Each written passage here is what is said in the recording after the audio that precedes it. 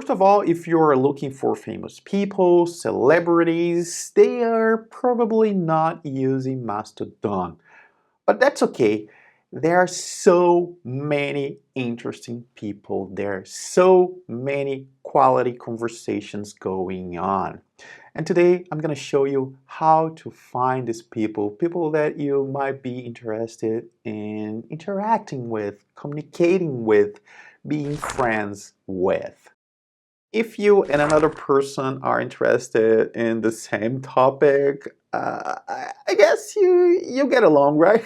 Following hashtags on Mastodon is so easy. I'm gonna show you how to do it. Oh, the other day I stumbled on a very interesting one. It's the introduction hashtag. I don't follow this one, but let's use it as an example. All you have to do is type the word here and look for it. Let's find it here, introduction. This is such a nice hashtag. People arriving on Mastodon, they are using this hashtag to talk about who they are.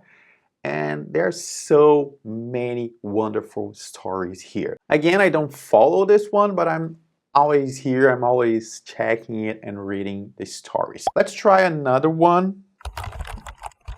Twitter.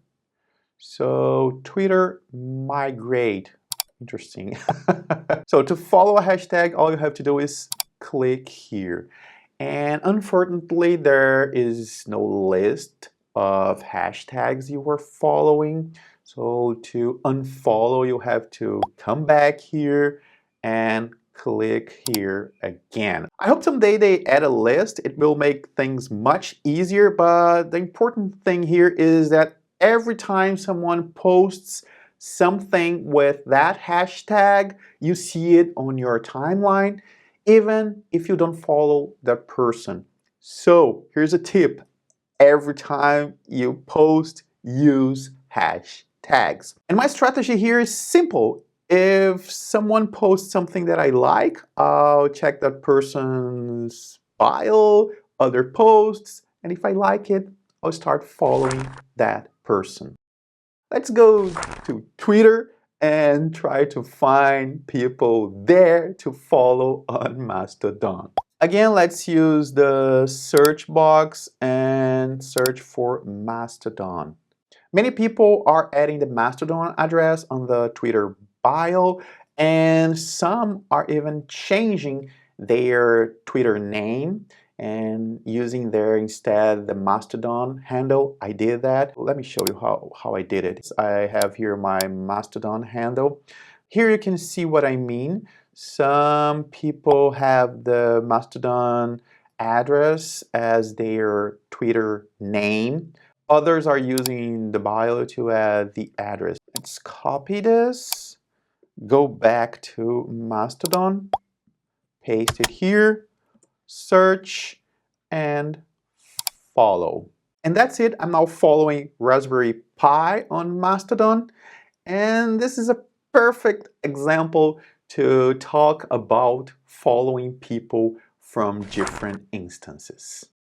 If you haven't yet, please watch my video explaining how instances work, but here's a quick explanation. Let's use my username. My username is @VladCampos. This is my handle @mastodon.social. The @mastodon.social is the instance. For example, the Raspberry Pi account is @raspberry_pi @raspberrypi.social. And although these are two different instances of Mastodon, I can follow them and they can follow me. I can comment, we can interact. It can be a little complicated, a little confusing for people arriving now. I think the best thing to do is show you. Let me show you. First, unfollow them. Let's go to raspberrypi.social. This is their instance. This is a different way to follow an account. Just click here. But because we are in a different instance, I'm using Mastodon on mastodon.social, and this is raspberrypi.social. I have to enter my Mastodon username here. What I'm doing here is telling the Raspberry Pi instance that I want to follow them from @VladCampos @Mastodon Social. Okay, last step, click here, follow. I'm now following them. Let's go back to Mastodon, to my instance. Let's look for that account again. And here we have it. Instances are another way to find interesting people to follow on Mastodon. Here's an example. The other day, someone from, what was that?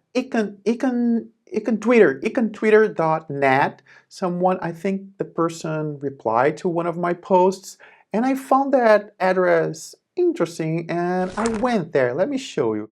So let's go to Twitter.net. What we have here is the instance page. We have a description here. We can learn more about them.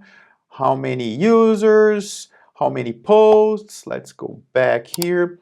The users in this box, I can click here and see the users.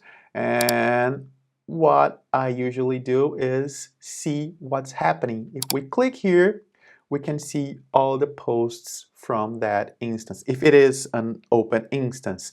And if I find someone interesting, I can follow that person. There are so many new instances being created because of this Twitter mess, and there are so many others, old ones that are very good. I'm even creating a list to go through them every day in the morning, my morning reading. My point is, there's a lot of good content on Mastodon. It may be a little harder to find. No, let's be honest.